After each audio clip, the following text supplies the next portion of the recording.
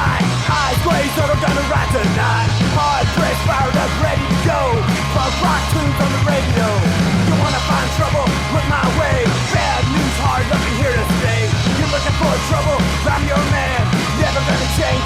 Be who I am. Whoa. Welcome to Throttle Stop Moto Podcast, brought to you by Pandora's European Motorsports. I'm your host, Justin Bethune.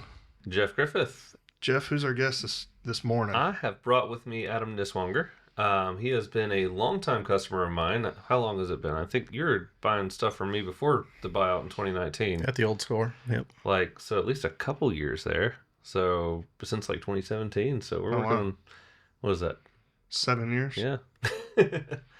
Yeah, I think my first beta actually from your dad's old place. Yeah. Right before he retired. Yeah. So you've had a lot of bikes in between then and now. A few. Usually I get a trade-in from him with like 200-300 miles on it. He can't decide what he likes, so he just tries everything out. I like motorcycles. I just usually like the next one too. But yeah, it's all about finding that next thing, right? You just go one at a time?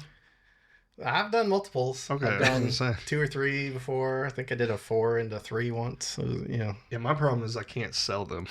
Yeah. I just keep buying more, and now I have 4. Yeah. After you've done it enough, you accept that, like, if you're going to buy a bike and trade it in within a couple months, you're probably going to be upside down. Yeah. Yeah. Well, COVID used pricing had a big thing to do with that too. So it enabled me to make some adjustments and move things around and not really take that giant hit. Yeah.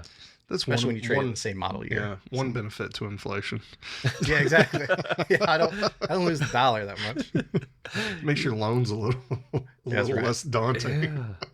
Yeah, and you pay it back on 2024 money. Yeah, and you got the loan in exactly. 2021. It wasn't that bad. But if your wages go up, If that works. if your income increases, Yeah, there's that.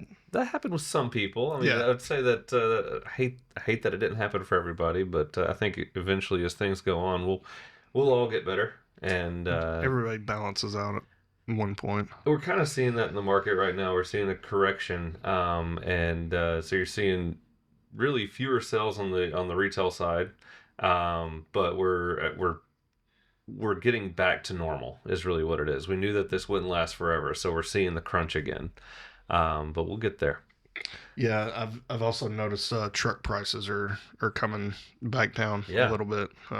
Yes, Maybe should have sold. pretty sweet rebates going on right now. There's a lot of good rebates going on, and if you look at what we got going on, we're really fighting for that number 1 spot in the Southeast for the year, and I think we're going to do it right now. Last I checked, we were 12 ahead, so that was before the weekend. So we'll see what happened after that. Nice. What new bikes y'all have in right now? New to Like hit the showroom. The newest. Yeah. So we've got championship editions that are showing up from KTM. The Husqvarna side of that sees the heritage editions, and man, they are beautiful. And the championship editions look awesome too, if you like that kind of thing. But more or less, these are just graphic kits on these bikes, with a few little upgrades here and there, but they're only a few $100s more expensive. So we're seeing a lot of that. Our showroom is getting filled with 25 models now as we're kind of shuffling through the 24 stuff. So if you see something on our website that's 24, just know that it is discounted, and it is discounted until we sell it, or until rebates go away. So any word on the BMW 450?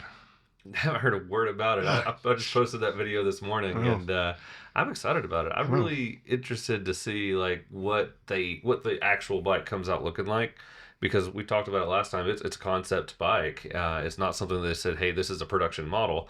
So normally whenever they do that, it's too long before we see the actual finished product, and sometimes it's so long that we've lost our excitement about it. So I'm hoping that BMW does something really quickly. Yeah, because if not, I'm just going to go with the 390 Adventure R. Which I'm for. Let's do that. Yeah. Yeah, I mean, it's really a hot like part that of the bike. market for sure. Yeah. That mid-sized, lower-sized adventure bike. Yeah. Yeah, I need something smaller. So did you watch any of the reveals at EICMA? Have you seen any of that? Quite a few. Yeah. Was there anything that stood out? I was really hopeful, not for a Euro brand, but the new DRZ 4S. Oh, man. But it seems like it's going to be like the same 5-speed, same ratios that it had before, and some of the same problems that it had before. It's really good at what it in its niche, and if you want something that can do a lot of things, it's pretty good. But I had someone like online. There's a guy in a dual sport group. I think you're in that group as well. Probably. But the guy kept posting about this DRZ, and one of the questions he asked was DRZ or KTM 500. I'm like, what are you comparing? Like, those are totally opposite ends of the spectrum. Yeah. Like, if you want to compare a KTM, go for like think about this new 390 that's being announced with the SMC and the Enduro R. Yeah. That'd be a closer comparison, especially Enduro, especially. Yeah. Yeah. I mean, they're right there, 10 cc's apart in as far as numbers are concerned on the advertising. I'm sorry, but it's ugly. What? The DRZ. Oh. The new one. Yeah. I don't think it looks good at all. The old one looks amazing. Yeah, they kind of ruined it. I think that, like, if I were a Japanese manufacturer, I don't think it would be too hard to come out with a lighter, more powerful, equally as reliable and cheaper bike and launch it and kill the DRZ. It's wanting something to square up against it. Yep. And I think the KTM will do that. I just need people to, start comparing the two. So you think KTM 390, think the DRZ, it's going to replace it completely. And if for nothing else, that's sixth gear. Well, and Honda tried kind of missed the mark on it because the 250 and the 300 is just not powerful enough. Right? Yeah. And then they came out with the 450, but the service intervals on that. Yeah. You're in KTM land. Yeah. So it's like, I might as well get a KTM. Yeah, and you see more of these European manufacturers like Triumph and KTM, BMW a little bit, getting into these smaller CCs. And this is kind of the same thing that happened 2008, 2009, which I don't want to bring up too much of that because I don't want to say we're going that deep into it. But whenever things start to crunch, people are always looking for something economical. They're looking for something affordable. And I think that our brands did a really good job of getting ahead of that and planning for that because we knew that COVID boom wasn't going to last forever. And so we're seeing that crunch again. How hard would it be to take a CBR 500 engine and transmission and put it into a supermoto? I don't know. It's a parallel twin, so you got to have some space for it. Yeah, true. Really, I think they could refine their 650. They could look at just really that 300 needs to become a 400. But I hope Honda's not watching this. Don't get any advice from us. Just stay behind. Stay as it is. It's fine. I think you can't do big bore kits and that sort of stuff on yeah. there. Yeah. People have been racing that 300 engine for a long time in the CBR. So Yeah. But it's workable. I'm lazy. I get it. I like to just buy it out of the box. Yeah, make it work. Yeah. and a lot of people are, and they don't want to have to go through all these modifications. But I brought Adam in here to really talk about California Superbike School. He's an instructor there. But you see a lot of these small bore machines eventually come over into the sport bike track time sort of thing. And so we're seeing a lot of that, and I like that because it helps you get to a point where you can actually hone some skill. Where if you're on like an S1000 RR like you use in the school, sometimes you're trying to not override the bike, and it can get away from you a bit. Yeah, it can. I mean, KTM 390, that's a really good. The RC 390 is a really good track bike. Yeah. I'd like to see BMW have something in that small category. I don't want to talk about 750 stuff, but I think a good. I mean, even the F900 is a good engine. We've had an F900 in the fleet. Yeah. It's a lower seat option. It's a little less intimidating for some people. A little more standard riding position. But I've ridden it around the track before, and it's really fun. Yeah. It's a good engine, and it's got plenty of power. Definitely enough power for the street or to have fun on a canyon road or something. So that's a bike that gets lost potential on the showroom a lot because people are typically, if you're thinking BMW, you're not thinking mid-size, you're not thinking any kind of price point. Either, really. Yeah. So. There's a thing about like Motor X oil. People think Motor X oil is expensive. They make cheaper oils. It's just the expensive stuff is their best seller. And that's the same thing going on with BMW. They have a hard time coming out with price point bikes because people don't think of them in that category. Yeah, you think S1000 and you think GS. Yeah. That's like really the two things you think about when you think of BMW. So what bikes do you have at the school? You get a new fleet every year, and it's always the S1000 RRs. Mm-hmm. We've got just a couple 23s left, and it's 24s now. 25s are starting to arrive mid-year, we think. Okay. This next year, because it's got an update. Again for 2025, a couple changes that are interesting. But the school's been using BMWs since about 2010. Yeah. Right after the financial crisis, we were at Kawasaki when school started. School started in 1980. And they used Kawasaki to start with. And then in 2008 came Kawasaki, like a lot of other industries. You brought that up. But everybody kind of consolidated and looked at what programs worked and what didn't. And Kawasaki axed a big chunk of the racing program. And some of that North American support was what they were doing with the motorcycles they supplied to us. And we switched over to BMW right after that. Keith and Dylan actually saw the BMW at the Long Beach Motorcycle Show that year when it was a prototype. Yeah. And we're approached by a guy from BMW, and they struck up a conversation. They went and met in Jersey because they're headquartered on the East Coast. Yeah. Then struck up a deal, and almost a handshake deal to get started with. And it's like, yeah, we'll do it. Nice. That's awesome. That's rare for BMW. BMW likes contracts. Yeah, well, I'm sure there's plenty of them at this point, but I mean, Keith has a reputation of being a straight shooter and being straightforward and following through and giving a benefit back to whoever is partnered up with him. And that's why the school's been so successful. I mean, it's obviously California Superbike School, right? I mean, where did it start? California. Oh, okay. Yeah. So what is the school, and like who's it for? Sure. Well, we're the largest track-based riding school in the world. Like I said, been around for a little over 40 years. Wow.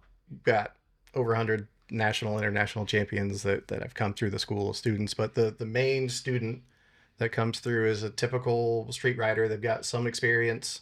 Maybe they're interested in a track day. Don't have to be necessarily. Maybe they've tried some track days and they're just trying to hone their skills or really trying to figure out what the heck happened when something went wrong. But it's typically your person's been riding around for a while and wants to try something new or try to hone some skills. So it's not a school just for racers? No, absolutely not. We definitely have some racers that come through or want to start racing and use us to hone some skills or try to identify some problems or opportunities maybe. But no, it's mostly guys that are on the street. They want to ride their GS better than their buddies, or they just got a new sport bike and they want to have a little more control of it. So what about for people that are newer? Like, do you throw them right on a S1000, or do y'all have beginner bike classes?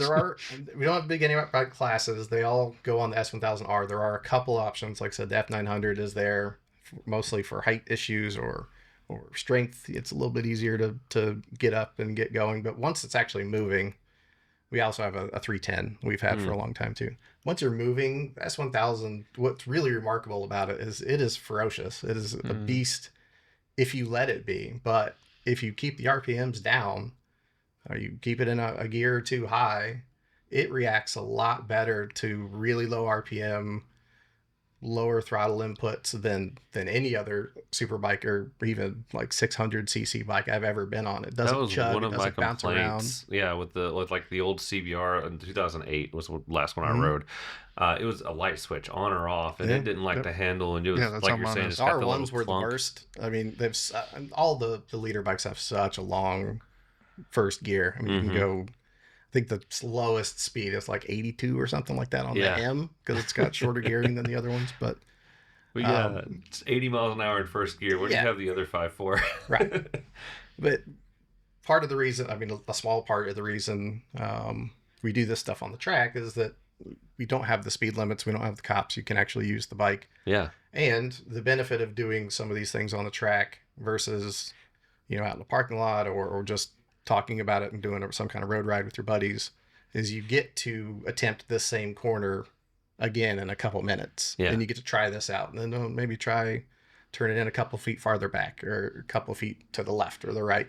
and really kind of fine tune what line works or what entry speed works. That you're not on the street having to go down and turn around and then deal with traffic and then, all right, I'm going to hit this corner and practice it again. If there's a car in the way. Not worried about animals running down the road or debris. You know, even if it's a corner you're familiar with and it's your normal street ride, you don't know what car was just driving in there before and what they were dumping out. Yeah.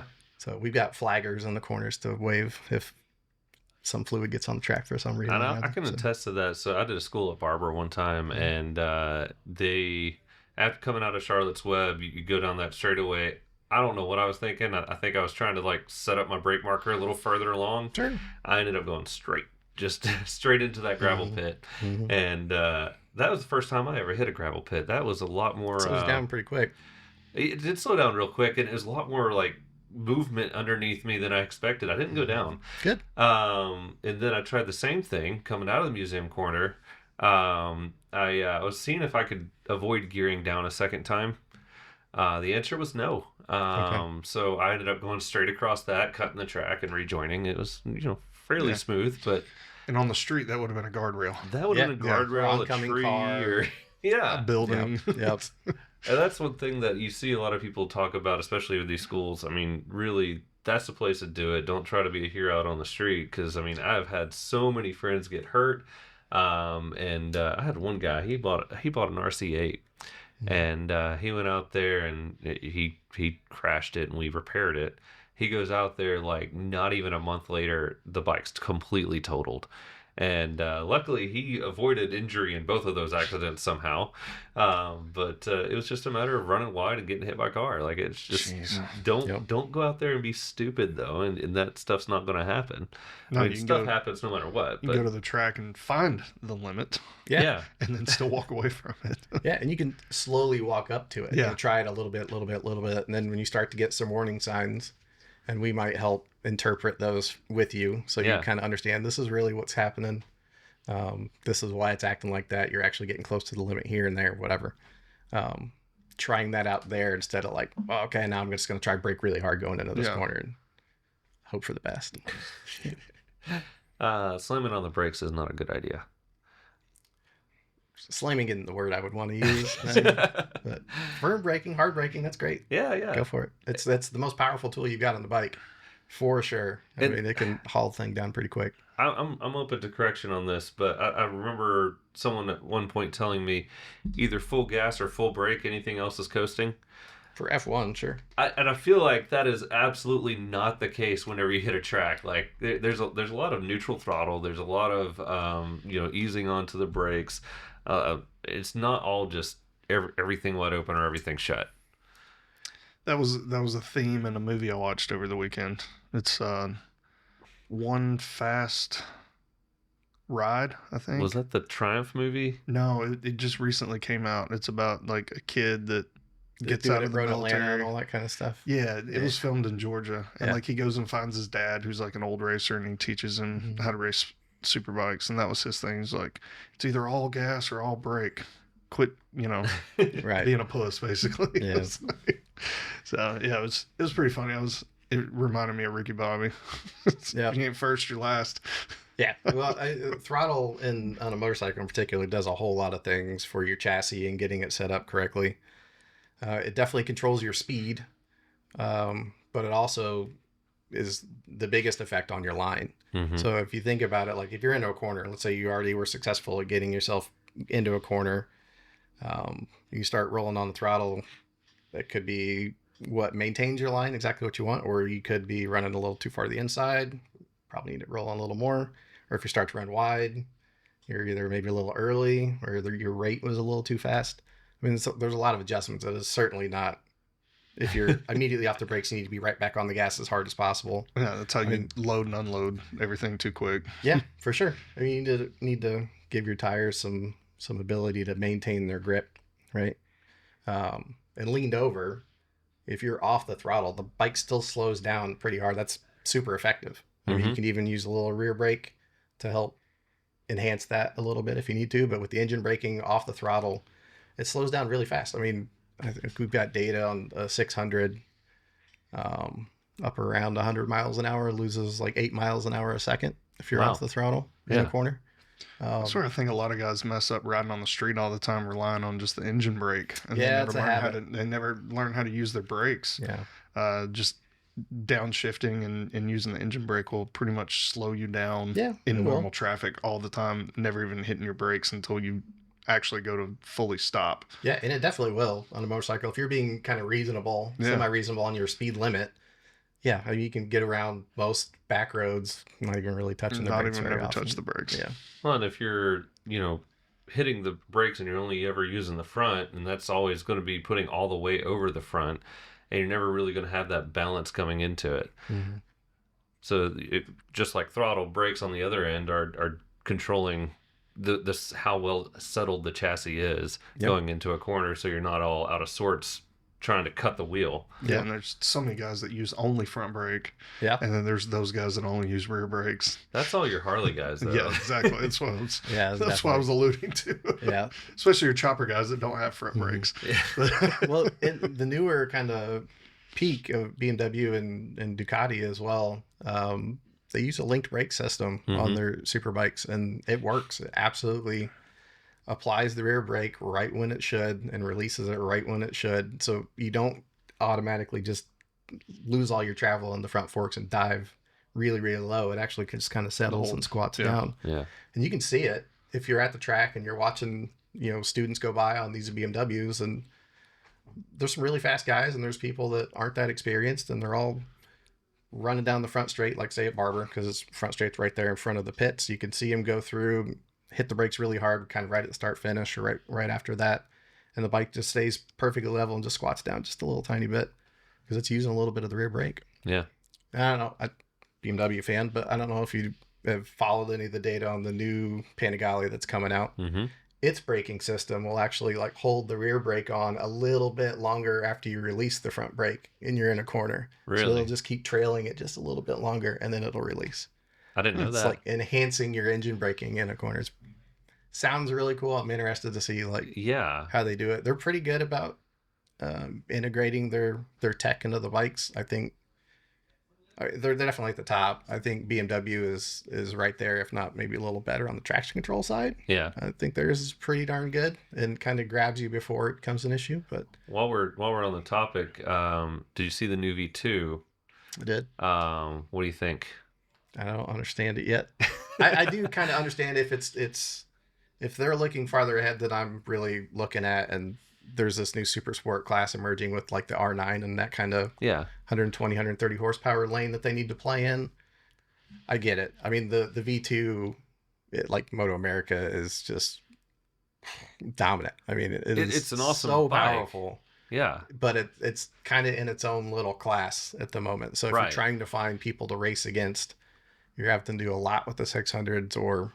We're having a lobby Moto America to allow the bike in there, I think. And there's some extra rules going on. And the 750 came back in a couple of years ago, the Gixxer 750. Right. But so if that's what's happening, that makes sense. But if it's not... Interestingly, every one of their test riders, of course, this is Ducati reporting, was faster on the V2. Sure. And it's hard to imagine with 30 less horsepower, though. That's a big jump.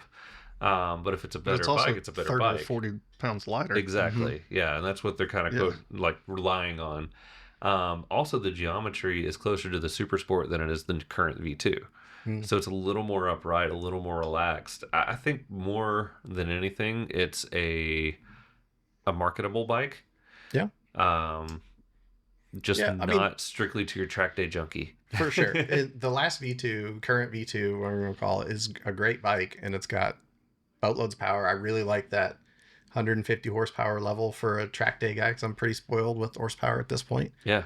I think that's a really good amount to be really fun, but not just insanely brutal like a 200 horsepower bike can be. Yeah. But yeah, it remains to be seen. I'm looking forward to trying one out at some point. I've ridden the V2 before on the track. Do you ever get anyone out there on the S1000RR, just tell them, go in rain mode? If you're not comfortable with it, just go in rain mode. Yeah, well, fairly often we will have everybody start out in rain mode. Okay. Especially depending on what surfaces and conditions and that sort of thing. But level 1 students, and just slight tangent to explain that, we've got basically 3 levels of instruction that go through the school. Everybody, whether you're a racer or somebody that's just got your license 6 months ago, you got a couple thousand miles under your belt and you're trying out, they all start in level 1. Yeah. Where we talk about using the controls. Throttle control is a big part of it, but using controls and understanding what makes the motorcycle actually work, actually turn, working with it instead of fighting against it. Level 2 is mostly based around the visuals, how you move your eyes, where you should be looking, how long, that sort of thing. Mm-hmm. And level 3 is a little more geared towards body position and how you interact with the bike and stay connected with it all the time. And there's some overlap of each of those with those 3 levels, but we start with that kind of stuff. But the level 1s, first session, we will start them out in rain mode. It's not, that session isn't about setting a lap record. It's about applying throttle control the way we just talked about it in the classroom. So you have some class instruction, and then you take it out and try to apply that exact lesson out on the course. Yep. And if you haven't been to a track day, it runs fairly similar to how a track day sequence runs. So at the school, you'll arrive, sign in, get some breakfast or snacks or whatever, load up on coffee. Then we go into the classroom. So level 1, you've got a long classroom in the first session, where we break things down and talk about throttle control. Then you immediately go out on track. You'll ride a 20-ish minute session, a little more in the first session. Your coach will find you and ride with you a little bit, observe, and then demonstrate. We'll give hand signals depending on what we're working on, and showing you exactly where and when I apply the throttle in the first session and the rate that I do it. You used to have like brake lights and everything on the bikes? Nope, no brake lights. Okay. The hand signals. All right. I've gotten pretty good at riding around with one hand on the bike. That was one thing, like riding with Dad my whole life. He was a racer, obviously, and at one point in my life, we had identical bikes. Mm-hmm. So I was able to just like follow his line, see when he braked, and see when he started accelerating, and that was really nice. But, so yeah, I'm a little disappointed you don't have brake lights, but that'll be all right. You can still judge. Humans are pretty good at seeing differences in speed and getting startled by something that you're gaining on, right, or frustrated when something's pulling away from you. But yeah, I've experienced a lot of that in my life. Yeah, yep, me too. Me too. So, do y'all ever have somebody that comes through that like just doesn't get it? Yeah. Or they just people that they just can't push themselves to go those speeds. Well, are you saying like guys that are scared to corner? Sure. Like to really dive into a corner and stuff. Yeah, sure. I'm sure they still see improvement though at the end of the course. Yeah. We talk about, kind of how to draw a line that is most effective for any particular given corner for your speed. I'm not trying to make everybody a racer, everybody go the same lap time or anything like that. I'm just trying to improve what you want to improve. The reason we put everybody through those level 1 through 3s, so we all have the same vocabulary. We've all been talking about the same thing. I can communicate to you in a way that you can understand. So me coming in, having been to a course and something like that, I would still start out as a 1, is what you're saying. Yep, okay, for sure. All right. Even if we get, some guys with white letter plates on, they all go through level 1, just so we can all have that conversation and know what each other are talking about. So you can know what I mean when I say, what are you looking at when you're entering in a corner? Yeah. That sort of thing. So I have no idea because I haven't been to your school. You should come. It's a lot of fun. You're all the way out in California. No, we're everywhere. No. Oh, you're everywhere? We're everywhere. Yeah. So how long are the full like start to finish? Like, is this a weekend thing? Is it a multiple weekend? Each level is a day. And we've got kind of 2 different classroom, 2 different schools basically. So there are single day schools and there are 2-day camps.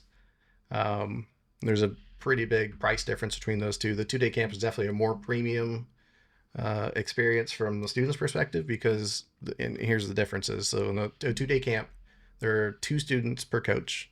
So I only have you and 1 other person to worry about in that whole session. And you get 7 riding sessions in a day. You're doing the same curriculum for both.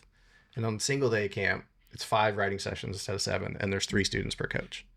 So I've got to go out, from my perspective, I've got to go out and find all 3 of you. ride with you, work on the corner that we were talking about and working on, make sure I get observations on whether there's improvement, whether there's something else that pops up when you fix this, is something else showing over here. Are you using cameras front and back to? I've got cameras. Mostly just remember, make a little note on my tank if I have to. I've got tape on the tank where I can jot things down. Yeah. While you're riding? That's how good he is. Never. Never, ever. Are you left-handed? No. But y'all still have cruise control on those bikes? We do. Yeah. Okay, yeah. Sure do.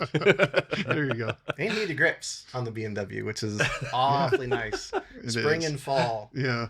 Man, so we start out the year, we'll talk about where we go and are they in California. So we start out the year on the West Coast. Usually Streets of Willow is kind of what would say our home track is. It's just northeast of LA. And then we'll go to Vegas. Pretty good in the colder months. It's still chilly there. I mean, It's going to be 40 degrees or something when we start up in the morning. And right. Man, those heated grips are great. But on the West Coast, it's Streets of Willow in Vegas a couple times at the beginning of the year. And we'll do like Sonoma and Thunder Hill, which are up north. Further north by Seattle, we've got the Ridge Raceway. It's in Shelton, Washington, just 45 minutes hour south of Seattle. And then also back down in California, Thunder Hill, if I didn't say that already. Laguna Seca, a couple times did that last year. We're going to do that again this year. I want to do that. It's fun. I've been playing it on a video game since I was like me too, yeah, real young. You ever do like the old Castrol racing? Who was it? It was I went to a school, Texas Tornado. Oh, Colin Edwards. Yeah. It was Colin Edwards that you were playing as the main character, and it was like an old. I had a blast with that thing. Oh, yeah. The World Superbike one? That's what I'm talking about. Mm-hmm. The one where you get barely off the track and you're down. Yeah. Yeah, exactly. But, yeah. They're a little nicer on video games now. The kids don't understand how hard video games used to be. With the no saves on Nintendo or anything like that. You die, your game's over. Starting over. Yep. That's not, you start 10 seconds back from where you were and try to kill the same guy. Your mom turns it off once, and after that she realizes how big of a deal that was. Well, yeah, that excuse of like, I can't stop, I can't come to dinner because I can't save it, I can't whatever, that's all gone because you can start up any game from wherever right now. But anyway, so West Coast schools will do those. We did do COTA a couple years ago. Just moved my way east across the country. That one, COTA is an awesome track and it's fun. It's pretty expensive to do run as a school, so it gets done periodically rather than every year. A special event. We want to be able to fill it up pretty quick, and it sells out really fast. Then we'll go to Barber, which is in Birmingham, Alabama. It's my favorite track. It's awesome. My first time on the track was at Barber, actually. We were there a few weeks ago. Not quite as high speed, but nice. A really, really nice facility. Yeah, I mean, it's top speeds and like maybe 140-ish. Yeah. But it's still fast. It's got basically 3 straightaways that you're hitting every 30 seconds or 20 seconds. Gives you a little bit of a break too if you're doing long days. Yeah. If you're doing 7 sessions a day, like people don't realize how much riding that is. How long are your sessions? 20 minutes. 20 minutes? Yep. Okay. Give or take. I mean, there's sometimes we have to squeeze if there was something that slowed us down at some point during the day so we can get everybody in and everybody evened out. Yeah. But yeah, pretty much 20 minutes a day. So are you doing like 20 minutes of ride, 20 minutes of instruction and alternating that way, or... You're talking about the coach or the student? The student. What does the student go through? Student, yeah. So the student, classroom, on track, and then, the coach will see him on track. And then immediately after you park your bike, you go over and you meet with your coach. Yeah. In the Barber underneath the garage. It's kind of like being a pro racer because you're in the garage. You're not just stuck out in the paddock anywhere. You meet with your coach and we talk about what I saw during that session, what you felt you improved on, and we talk about what you just did in the classroom. And I'm going to find out if that made sense, if that landed, if there's something that's misunderstood in there, and get that corrected as soon as possible before we just kind of because we're going to keep building on it throughout the day. And if there's something that's just nagging at the beginning and we don't get it fixed right away, it's just going to slow you down later on. So we'll talk right after your riding session. I'll give you one thing to work on. Between me and you, and then you're going to go right back upstairs in the classroom and get your next classroom. Okay. And then it's maybe a short little break and back on track. Okay. So. I remember doing the 2-day course, not the same school, sorry. But that second day is when I started making mistakes because I was just exhausted from all the time I'd spent on the track, and it was really worth it. Yeah. That's quite the experience. Exactly, yeah. Well, you definitely learn how to be more efficient, if you still need to get through something and you're already tired. Oh, I was catching up to Dad one day, and after you go down turn one, go up turn one and start going up the hill, come back down. There's a little bit of a dip there coming back up the hill. I was catching up with Dad and I was getting excited, and so I was putting in some good lap times, and that's when I lost the rear end and kind of went huck-a-buck front and back, and I damaged some goodies along the way on the tail section of the bike. Oh, sweet. Yeah. Your goodies? My goodies, yes. Yeah. That's when Scott Russell was there. He kind of comes by me going faster than I was, looking backward with a thumbs up. And I'm like, great save. Yeah. Good job. Nailed that. Yeah, sure. Pulled that out. Great. Just making us all look bad, but it really points to how far advanced these riders are. And, Scott Russell's not someone in his prime. There are levels. Yeah, there are definite levels. And like at some point, you got their level, and then you got people that are racing MotoGP right now. That's a totally different level. Like, it's everyone has someone faster than them. Yep. Yeah. Everybody but Jorge this year, basically. But. Yeah, there can only be one guy that's the fastest. But then typically he's not always going to be the fastest on every single track either. So there's definitely a moment. He didn't have the most wins this year. Talking about Jorge Martin. Yeah. You've got to finish the races to win the championship, and exactly, yeah. Too many races where Pecco didn't finish. So. But they talked about I forget what the numbers were. There was one race this year that was not won on a Ducati. There were 6 races. Didn't Aprilia win with Yep. What's his name? Retiring? I don't remember. Another Espargaro, yeah. But yeah, they won one. Otherwise, every race was won on Ducati. They completed top. It's a lot of data. There's a lot of data. Top 10. Sorry, they completed the top 3. I think it was 10 times. Top 5, 6 times. And that's just unheard of for any manufacturer. And whenever that kind of thing starts happening, it gets to a point where I actually do want to see other manufacturers do well. Me too. And we don't have news, but I hear rumors and I see evidence that we'll have a BMW entry at some point soon. I know that Toprak does not want to stay in World Superbike, and he also doesn't want to accept a satellite team. So I think BMW, if they're smart, they're going to want to keep him and make sure that a bike is there available for him. And I say evidence to that point because Suzuki has sold all of their MotoGP tech to BMW. So I think we'll see a MotoGP team soon. I think it's been something that they've really been lacking in their marketing side of things, and maybe their R&D, but yeah, definitely on the global stage. I mean, MotoGP has the largest audience in the racing aspect. World Superbike's done pretty well lately. Yep, it has. But it's still, you're talking like a niche within a niche within a niche when you get to motorcycles and racing, and then which flavor is your favorite. But the more you watch, like, you really have to be a devotee to watch World Superbike, where MotoGP in America, is in your face. Yeah. Well, you have to search it out. I mean, you basically need the subscription. Prescription to watch this stuff and get your Sunday morning fix or Saturday morning fix on how's Toprak going to do this weekend. But you said you had some more professional riders come through the school as well. So definitely. I mean, we just had Rocco back out a couple times this year, right before he won at Brainerd. Yeah, that's cool. Yeah, first big twin win. You ever have them come back in as an instructor, or? Sometimes they will. Yeah. You don't usually do to me like, hey, guest appearance. We've got this guy coming in. Yeah. Because we're trying to have a pretty concise program, regimented schedule for the students, and it's not really too much about us and, hey, look what we could do. Here's this cool thing that I can show you. We really want the students to get this good customer service product. Right. So, yeah. We don't make too much of a show. Sometimes we will definitely have some guy out and he'll be riding around, whether he's coaching with anybody, riding with a buddy that he knows, or riding with us as buddies. A lot of times those people are fast, but they're not necessarily the people you want teaching.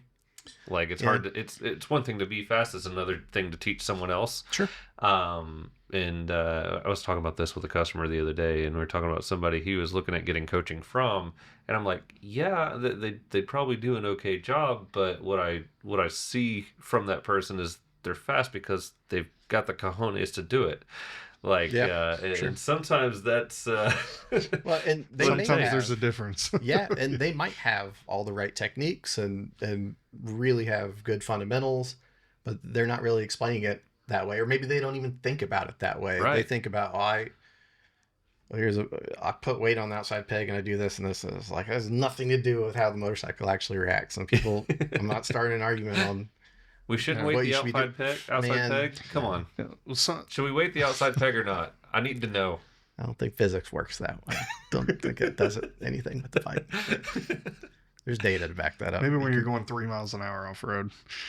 Yeah, I can make my bike lean when I'm standing up on a GS. I can make it lean one way or the other. It doesn't steer the bike, but it can help like go with the camber that's on the ground. If you're in a rut and you're on one side, fine.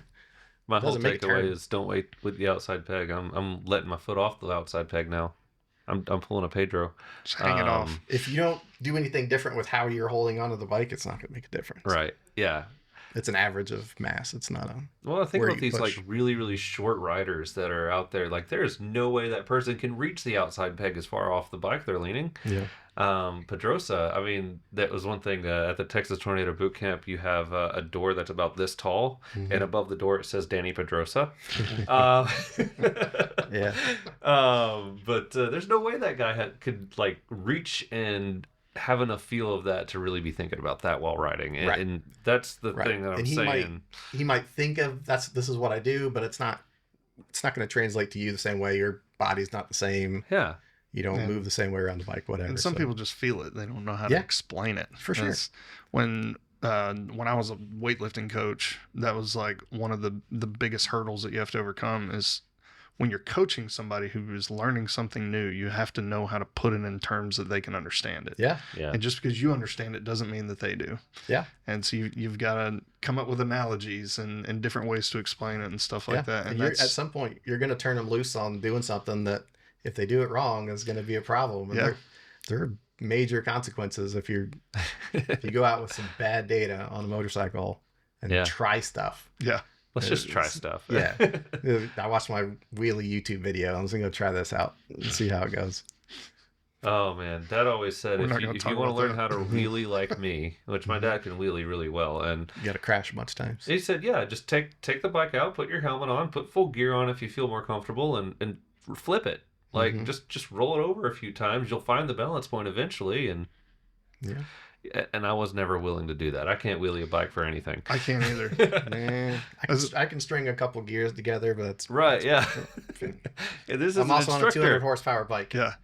Yeah. I can make it hang up there for a bit, but there are in the hierarchy of wheelies at the school, I'm well down on the list. I ride my supermoto that's out here all the time, and people are like, "Oh, wheelie, it's a wheelie machine." I'm like, I don't know how to wheelie. Yeah, I can wheelie like this. I can wheelie on my multistrada easier. Yeah, just because it's got the power. Right. I mean, the thing's got 28 horsepower. Yeah, like I'm not gonna be out here just you gotta be clutching pretty deliberate with that. Yeah. The only thing I've ever been confident wheeling on was like a supermoto, like a supermoto 500. One where you can just torque it up. Yeah, yeah. And then on that thing, you gotta dump the clutch so hard. And on something like that, if you start to flip, if you start to go over, just let off the gas. It's got enough engine braking to save you. It's not like you have to cover the rear brake. Yeah, it's easier to do that on dirt. Motocross bikes. Yeah, motocross bikes was always the easiest thing. Right. Yeah. Just second gear, just hit it and it stands up. Yeah. And if you drop it, who cares? Yeah. You know, that's what they were made for. Yep. You're not going to do a lot of damage. Yeah, but $45 rear fender. Yeah. Similar to what you're talking about with the you're talking about lesson 1 is throttle control and learning how throttle can steer the bike and change your line and things like that. That's something that I find myself doing naturally on the street. Mm-hmm. I was doing a group ride a couple weeks ago, and I had a guy in front of me that was like inconsistent on how fast he was going, and so I had to really be aware of when he slowed down, I needed to slow down, and when I could, I always have to leave him a little more space. But it was when I slowed down and it was mid corner, I really had to like stand up the bike to keep myself from just turning in. Yeah, for that line that you were choosing. Yeah. Yeah, it wasn't quite the right speed for it. Sorry, Jeff, I'm that guy. No, but this is the if thing. it's off-road, I'm that guy. So. This is the thing that I was talking about with my dad. We were doing some racing this weekend. Grass track racing was a blast. If you ever have an opportunity to do it. But if you can get in front of somebody and control their pace, if they're not at a pace that they are comfortable running, they're going to make more mistakes. Yeah. So pretty tough. It's all about interrupting their rhythm if you're competing with someone. And now doing that, one of our customers and a friend, Jason Ivey, he was really hounding my rear end for about 5 laps, and they're 5-minute laps, and stop. But I'm clipping that one down. You heard that? I heard that. Yeah. That's the promo for this episode. Yeah, Jason was really hounding my rear end. Yeah. But he could get by because I kept like finding ways to like cut him off, slow him down, brake check him, and it's things that you do that really frustrate people that are behind you. Yeah. But man, this is motocross. This is racing. I'm not supposed to let you by. Yeah. Right. So we were fist fighting after the race. Right. No, that's a cool thing though. That kind of racing, it was casual enough of a weekend that like there's no trophies being handed out. There's no prize money. We're just going out and having fun, and there were no class breakdowns. It's just about who you're riding with. And this one thing that we talked about before, like even some people in their sorts races, Jason's one of them. He'll find out where his buddies are and like, hey, I don't care what the classes say, I'm starting with you. Yeah. And they'll ride together the whole time. So it's motorcycling. It's about fun. It's about having that fun. And if we lose sight of that, then we get a little more intense than we need to. And it's not a serious thing. We're doing this. Right. We sell toys. We're having fun. Yeah. Yeah. And I'm not trying to. I mean, the school's position isn't that we want to bring in more people into the industry either. I think Dylan has said this a few times. We're kind of like the equivalent of giving a junkie clean needles. Yeah. Right. So you got this habit. We're just trying to make it a little bit safer and a little more interesting and enjoyable for you. Alive. That's right. Well, and taking things that you learn at the course, and just having that skill set behind you, it's stuff that you never forget. And the street is not a place to hone your skill. But like I'm talking about, riding behind someone who doesn't go at my pace, my rhythm, having some of those skills helps me to correct whenever somebody's not doing something that's predictable. Yeah. It makes you a better rider on the street just to have had that experience. And from what I've seen from some research is that if you have somebody who has done track days, courses, things like that, they tend to slow down on the street. 100%. Yeah. I've had the same group of riding buddies that I've had for 7 or so years, 8 years down here I'm in Georgia. And I don't ride. Some of them ride at the same pace that they've always ridden, the same pace I used to ride. But now, like, I'll just hang out in the back of the pack and catch you guys up. I think some of it comes down to like you have nothing to prove because you've proven it where it matters. Well, I've definitely been informed on where I'm at in the hierarchy at this point. So I'm like, I'm good. Yeah. Like go ahead. Yeah, it's like when guys start doing mixed martial arts and stuff. Like you calm down a lot pretty quick. And you get, so like when you do go out, like those guys are the ones that are quiet. They're not the ones running their mouth and stuff. Yeah, the big boisterous guy. That's like, what's the problem? What are you looking at? He's never going to say what you're looking at. Yeah, you're not, the guys that are yelling that are not the guys that are doing jiu-jitsu every day. Yeah. It's just not going to be because they know what they're capable of. So I think it's the same thing kind of with riding a motorcycle. If you've been in a fight, you wouldn't be so keen to get in another one. Yeah, because even if you win, it still sucks. Yeah. Yeah, just punching somebody hurts. Right. Keeping the ego in check is easier said than done. Sometimes on motorcycle, even if it's a buddy, especially if it's a buddy, I guess, there's always a competitive streak that I'm not going to let you pass me. I'm not going to let you. For somebody sure. shows a wheel on you or something. You don't want to Well, that's what I was doing, trying to catch up to my dad and losing the rear end. I mean, that was totally ego. I was 16 at the time. You do that. I think he taught you a lesson on purpose. Yeah. He was probably slowing back just a little bit to let you. And he's like, I'm going to let him catch up, and then I'm going to make him wreck. Than the last time he threw this corner. It was like the first time you wanted to drink, and he gave you the whole 12-pack, so you got sick and never wanted to drink again. It's kind of the same thing. That didn't happen. Pack of cigarettes. Smoke all the whole carton. Yeah, that's right. Dad lessons. Yeah. But if you get that stuff out of your system, so to speak, you can get your fun in on the weekends, or you get it racing in the woods. Yeah. A trail ride doesn't turn into a Sorks race. You know what I mean? Or a street ride doesn't turn into a sprint. Yeah. You know, so. Yeah, that helps a lot. So, so since we're kind of nearing towards the end, let's talk about like how much this stuff cost. Sure, it's definitely an investment. I'm not going to say that it's super affordable. It's within the wheelhouse of doing track days, and it's a range. It depends on the track for sure. So, but you're providing the bike. You're providing what are you providing? Leathers and helmets too, or boots? Gloves? Yes and no. So on like a single day, there's a big difference between the single days and the 2-day camps. I probably should have said this before when I was talking about them, but a single day is going to run typically from $650 on your own bike, which you can bring your own bike if you want, which there's pluses and minuses of that, or about $850 on our bike. And that's our tires, our gas, our maintenance, our brand new 2024 S1000RR, depending on what your own track bike is. You know, you may or may not want to do that. It's for transport and gas and tires. It's $200 is a pretty solid deal. But what honestly. If I yard sell it? Yeah, that's my question. There's a limit. You're going to be responsible for the repairs up to a limit. There is like an additional extra insurance policy you can take. It's actually really reasonable for the cost of the bike. It's the right thing to do. I'm torn because I don't want to promote it, because then you're like, oh, if I crash, I crash. I'm like, I don't want you to crash. Well, no. But it's not a bad investment. You know, it's like another $110 or something like that, or $160. Well, whenever maybe. Your intention is to go out there and push limits, right? Like learn the limits. Yeah. It is definitely a school environment, right? So. You don't want somebody going out there being wild and getting cocky and blowing a corner, but yeah, we're going to talk to you about it, because we want you to have a good time too, and that does not mean crashing. What gets you kicked out? Man, I've only seen that once in the last couple of, well, I've been coaching for a little over 3 years now. I've only seen that happen once, and you just have to be a really disagreeable person to do that and be wasting people's time. Yeah. That sort of thing. We don't really get guys. It's so the cost, $650 to $850. The 2-day camps are anywhere from $2,300 to $3,200, something like that, depending on where it's at.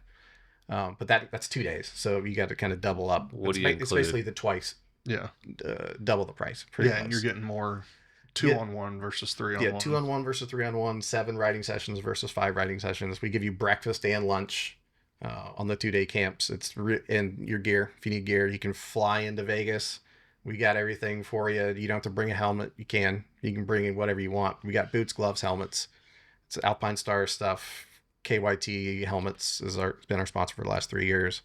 And we use AGV Sport leathers. We've been using them for forever. So, I mean, those are the cost breakdowns. It is definitely an investment. It is way cheaper than does that include room and board?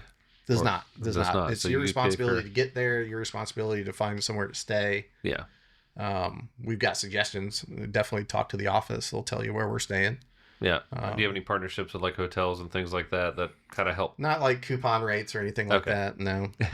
But I won't say that, or I would say, talk to the office, call Whitney up in the office and talk to her and say, where are you guys staying at? You guys have a good rate. There might be something there for you. You could get some of the tracks let you bring like a camper. Yeah, like for sure. I know at Barber, there's 100%. Places to. Yep, definitely. Most of them do, actually. There's a couple of them that are kind of smaller paddock areas. They might have a problem, but Corvette Museum, we go to that one. I missed that before. VIR, Barber, Pit Race. I can't think of one that you can't. Actually, Jersey, I know we do too. Do you know when you're going to be at Barber next? Memorial Day week. So the weekend and then the Monday, Tuesday, Wednesday, Thursday after that. So. And when is that? End of May. Okay. Yep. I don't think it wraps into June this year, but last week of May, generally, the Memorial Day week. Think of what I'm thinking. I think I know what you're thinking. Yeah. Come out. I've got a camper.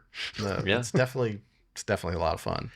Sounds like I'd love the 2-day. Like that definitely is the immersive experience that, you know, I've done the similar thing before and cost was comparable. Mm-hmm. But like I said, that second day, toward the end of it, you do start getting really tired, but there's something about being in that environment and really focusing in and divorcing yourself from the world even. It's one of the most relaxing vacations you could ever go on, not in terms of actual relaxation, but you're not in the moment, distancing yourself from your life. 100%, because you really can't think about anything else. I mean, that's one of the reasons most of us ride. 100%. You put the visor down and things shut off. Yeah, you're focusing on what you need to do. See the road. You've got to focus on what you have to focus on what you're doing. So it's definitely amplified. You can't be in your own head.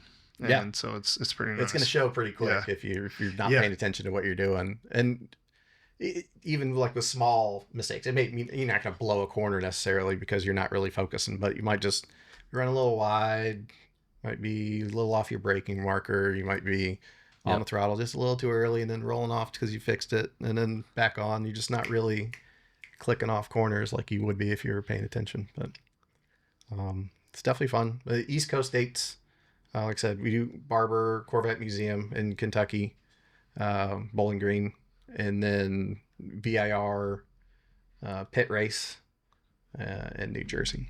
Pit Race? Is Pit Race place? Near Pittsburgh. Yep. Okay. Yep.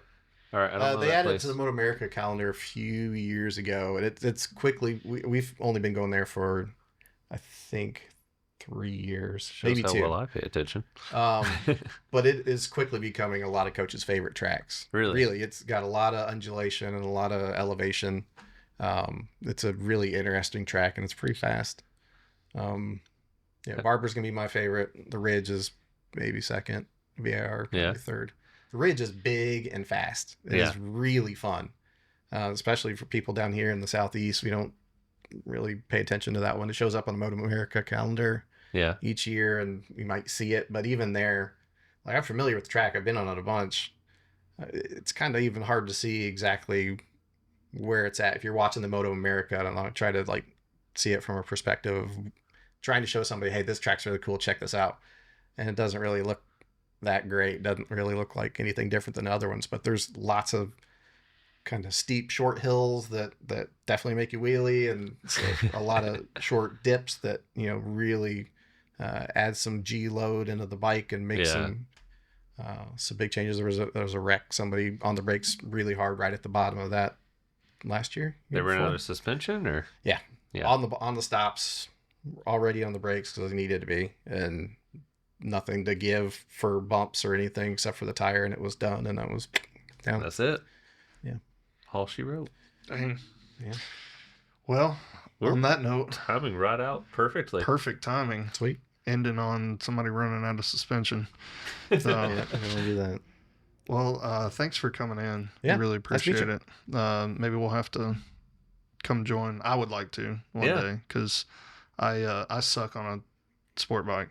Always have, even though I ride one all the time. Yeah. Cornering and stuff like that, and braking and stuff. Well, that's the fun part of it. I've never had somebody to actually like show me. Yeah. And like everything I've learned is just from experience and watching YouTube videos, and that's really dangerous. Yeah.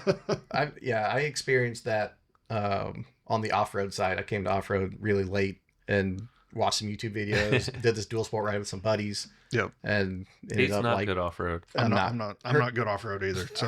Hurt one shoulder, pop something in the other shoulder. It was a rough weekend, and I decided to do it differently with the track side. But give me a whooping on the street. Yeah, I bet. On the track, the street, I don't care. But I'm good at cruising. Cruising's good. Cruising's fun. I like Motorcycles are fun. I like to get on my multi-strada and just cruise. We talked about doing the BMW Performance School last week. South Carolina. We talk about. I've talked about the Texas Tornado Boot Camp. That was one of the most fun experiences I've ever had as far as a training course. Rich Oliver Fun Camp, another good one. Rich Oliver Fun Camp. So like whether or not you're an aggressive rider, you want to go faster, or any of that, it doesn't matter. Like it really is worth it to try some of these training courses, especially I say especially the 2-day stuff. I mean, it's more expensive, but it's one of the most fun vacations I've ever had. And we did the Texas Tornado Boot Camp as kind of like a last little thing before I got married. Just me and my dad, or me and my dad's last kind of outing is me being single. But it was a lot of fun, and I can highly recommend any of these. I've never gone to any of these training things and been disappointed. I would like to go for sure. Come on out. I'll be there. Sounds like an opportunity for good content. Yeah, definitely. Yeah. Bring your cameras, mount them to the bike. Yeah. You know, I'm not gonna let you put one on the helmet usually, but mount it to the tank, mount it to the bike. Don't like that. Do the chest rig. Go for it. Yeah, we've got 360 cameras. Yeah, so. We're doing a partnership with them this year. Yeah, so we've been using GoPros forever. We use GoPro sessions all the time when we film students, but got an Insta partnership coming up this year. Nice. It's a new tech coming out this year too. It's gonna be really interesting. Yeah, I've got 2 of the X4s, and it's what I run on my bikes. They're good. Yeah, they're good. I usually have a GoPro on my helmet, and then I can do 360s front and rear. Sweet. So, especially when we do group rides and stuff, it's good footage, getting people in front of you and behind you. So cool. All right. Well, we are about out of time, and so you want to close us out today? Yep. Well, I'm Jeff. Adam. And I was Justin. You were Justin? I was Justin. What are you doing? I'm going to go take a nap. Oh, okay. Yep. So. Well, thank you, everybody, for listening. As usual, get in the comments section. Let us know what you'd like to see. I wanted to do something to bring some customers in, bring some of our employees in. I think we've done that. That's one reason I want to bring Adam in, because he's been, a customer of mine for a long time, and I knew he was doing this with the California Superbike School. But if you have anything that you think that we would that would make a good episode, let us know. I'd really like to see some of that, and we'll just see how this podcast goes as it develops. Exactly. I think it's going well. We've gotten a lot of feedback and stuff so far. So let us know topics you would like to see us to cover, or people that you would like us to interview, especially if you have connections with them. You can hook us up. Bring it on. So, all right. Well, this is another episode of the Throttle Stop Moto Podcast, brought to you by Pandora's. We'll see you on the next one. Thank you. Riding with the devil and I'm feeling right. Eyes glazed, so I'm gonna ride tonight. Hard press, fired up, ready to go. Punk rock tunes on the radio.